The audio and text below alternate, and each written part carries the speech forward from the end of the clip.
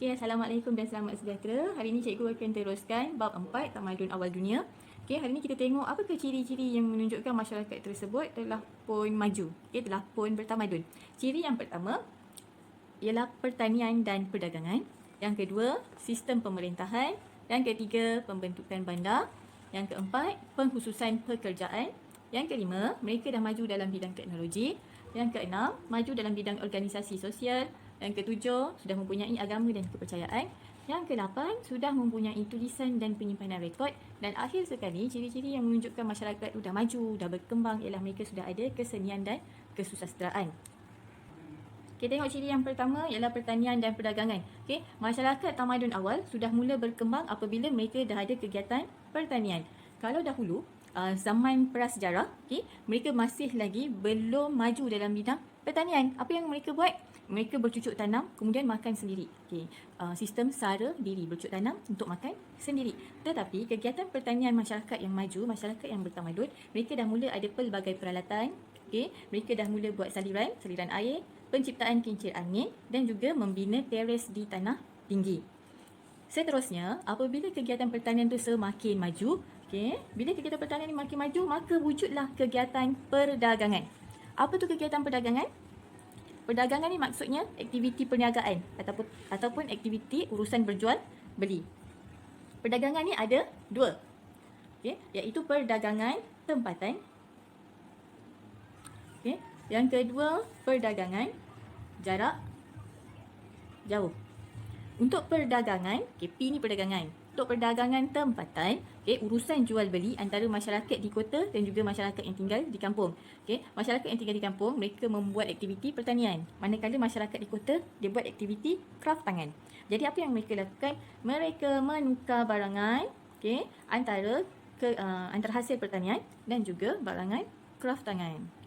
Yang kedua, melibatkan perdagangan jarak jauh di antara tamadun yang berbeza. Contohnya, perdagangan antara masyarakat Sumer dengan Mesir dan juga antara masyarakat Sumer dengan Mohenjo-daro. Okay, yang kedua, masyarakat yang maju, mereka sudah ada sistem pemerintahan. Okay, sistem pemerintahan ni maksudnya dia dah ada kerajaan, dah bentuk kerajaan. Pada awalnya, negara-negara kota ni diketuai ketuanya seorang, iaitu pendeta. Apa itu pendeta? Pendeta ni orang yang ada ilmu agama ketika itu. Okay? Kemudian raja pun mengambil alih peranan sebagai pemerintah. Kemudian raja ni pula dibantu oleh pegawai daripada golongan bangsawan dan juga pendeta yang memerintah negara kota. Okay. Raja sebagai pemerintah dibantu oleh golongan bangsawan dan pendeta. Golongan bangsawan ni apa dia? Golongan bangsawan ni kalau macam orang-orang kita sekarang disebut golongan kayangan. Okay? Orang atasan, golongan kayangan. Okey, ciri yang ketiga, masyarakat yang bertamadun, mereka sudah pandai membentuk bandar, sudah boleh membentuk bandar. Okay, sebelum bentuk bandar, ini contoh bandar pada zaman tamadun Indus. Sebelum membentuk bandar, macam kita hari ni, sebelum kita nak buat sesuatu, nak buat taman, nak buat perkampungan, nak buat bandar, mesti ada pelan. Okay, pelan susun atur supaya pastikan bangunan dan juga pertempatan yang ada ni tersusun.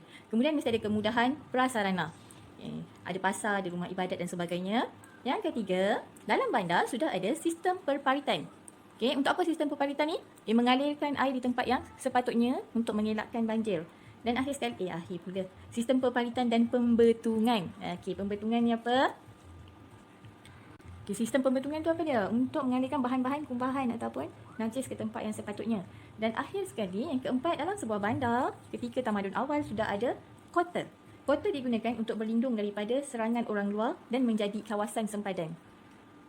Okay, ciri yang keempat, masyarakat yang bertamadun, masyarakat yang maju sudah ada pekerjaan. Okay, contoh pekerjaan kat sini, pengutip cukai, jurutera dan sebagainya. Okay, kemudian ada juga kumpulan artisan. Kumpulan artisan ni dia buat apa? Kerja-kerjanya ialah mengukir, menempa besi dan tembikar. Okay, seterusnya ciri yang kelima, mereka telah maju dalam bidang teknologi. Okay, ketika ini mereka dah mula menghasilkan barangan dan juga monumen serta hasil pertukangan. Contohnya, tamadun Mesopotamia ketika itu terkenal dengan Taman Tergantung Babylon. Awak boleh tengok gambar Taman Tergantung Babylon, muka surat 105. Okay, yang ini ilustrasi, gambaran pelukis macam mana Taman Tergantung Babylon wujud satu ketika dahulu. Okay, awak kalau Google, itu cuba Google Taman Tergantung Babylon, awak akan jumpa lagi pelbagai gambaran ataupun ilustrasi Taman Tergantung Babylon yang pernah wujud satu ketika dahulu. Okay, next, contohnya lagi Tamadun Mesir Purba. Tamadun Mesir Purba ketika itu terkenal dengan pembinaan piramid dan juga Sphinx. Okay, tengok dekat buku teks sana juga gambar piramid. Ni muka surat belakang, di belakang sekali. Okay, piramid dan juga Sphinx. Yang depan ni Sphinx. Kemudian Tamadun Indus pula ketika itu terkenal dengan pembinaan negara kota Mohenjo-daro.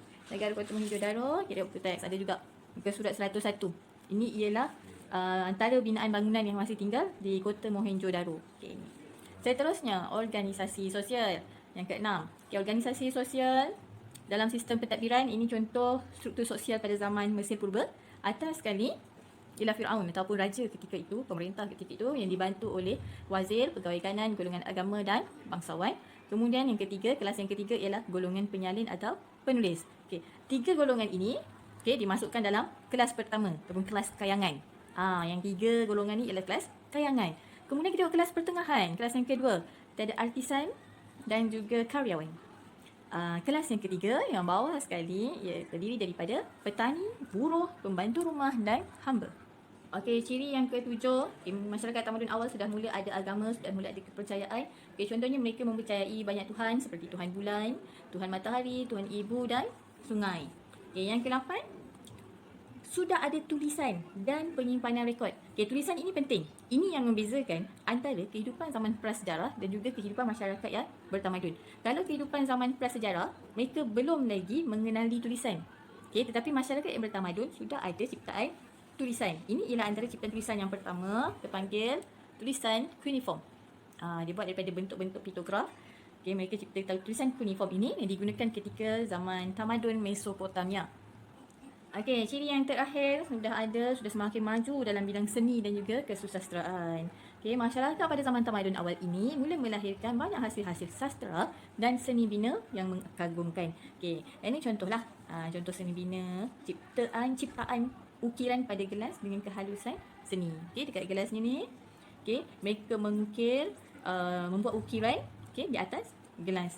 Selain daripada gelas, ada juga patung. Okay. Dan juga lukisan Tuhan, dewa, pahlawan dan pemerintah. Apabila penggunaan tembaga semakin meluas, maka patung-patung mula dicipta menggunakan tembaga. Okey, alhamdulillah, itu sahaja untuk hari ini. Okey, tamat sudah bab 4. Minggu depan kita akan masuk bab seterusnya, iaitu bab 5. Mula awak akan belajar tentang tamadun awal dunia. Okay. Assalamualaikum warahmatullahi wabarakatuh dan terima kasih.